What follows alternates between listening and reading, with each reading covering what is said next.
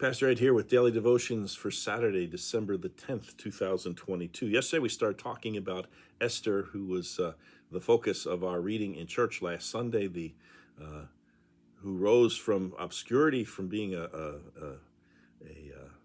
orphan, a Jewish orphan no less, in Persia, to becoming the queen, and then using that unique position and platform to intervene on behalf of her people. That she was placed there in a sense for a time such as that, as her cousin Mordecai reminded her. But sometimes we may find ourselves being at the right place at the right time. In my sermon last week, I told the story of the couple who was driving along and saw a FedEx driver throwing packages out of his truck, and they were able to retrieve them, not only that, but also to deliver them. But there's a burden of being in the right place at the right time, and pastor and Bible teacher Mike Mazzalongo had some thoughts about this that I'd like to summarize and share with you. First of all, he says, recognize that it's God's timing, not yours or luck. He says, instead of patting yourself on the back or thanking Lady Luck for your good fortune, realize that God got you where you are, not luck, not talent. You have the choice of acknowledging God and searching for a way to serve him with your position, or spending your benefits on yourself. For example, the rich can try to get richer, or learn where God wants them to practice liberality, to use their financial means to help others.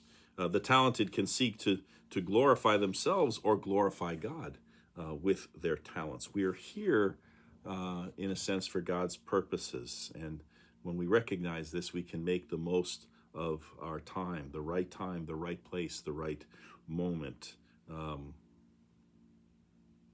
Secondly, he says, recognize that God's place and time is not always easy or pleasant.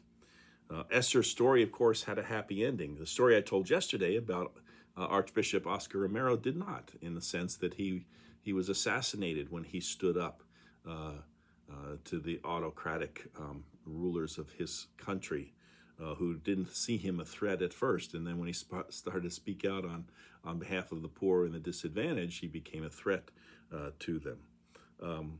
Sometimes it may be for us, again, in our own small little corners of the world, in our little lives,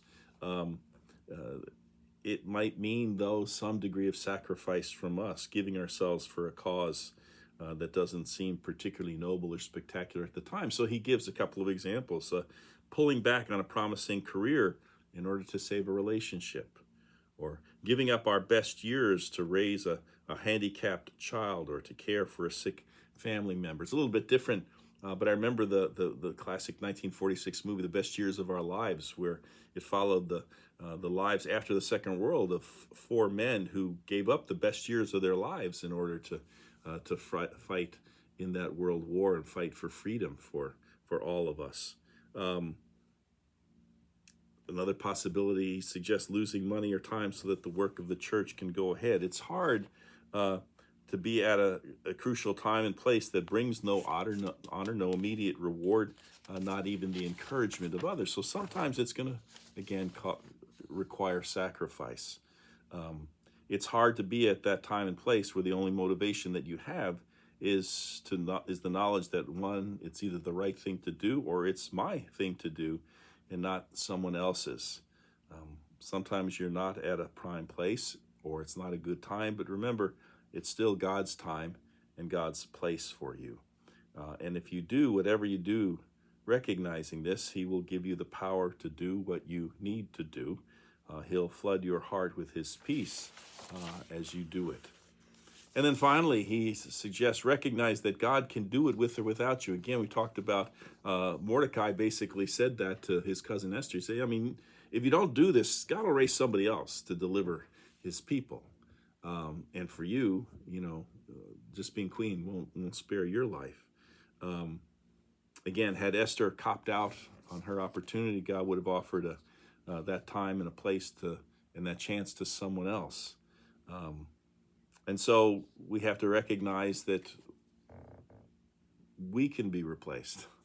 And so we do all of this with humility, knowing that our opportunity to serve or to give or to lead or to stand up is a great blessing. Don't waste it, says Mazzalongo. Don't refuse it, because God can and undoubtedly will give the opportunity to someone else. And so you can also be at the wrong place at the wrong time and to disobey. And so he encourages in closing to make the most of the time and the places that God has given us by glorifying God with any and all of our success, by accepting God's sovereignty over every time and place in our lives, and by making the most of the time and the place that he's given us, whatever that might be, and to look at life as an opportunity of being in the right place at the right time to serve God and to serve our fellow human beings. On that encouraging, positive note, we'll end our daily devotions for this week, and looking forward to being with you again next week. Until then, take care. Bye.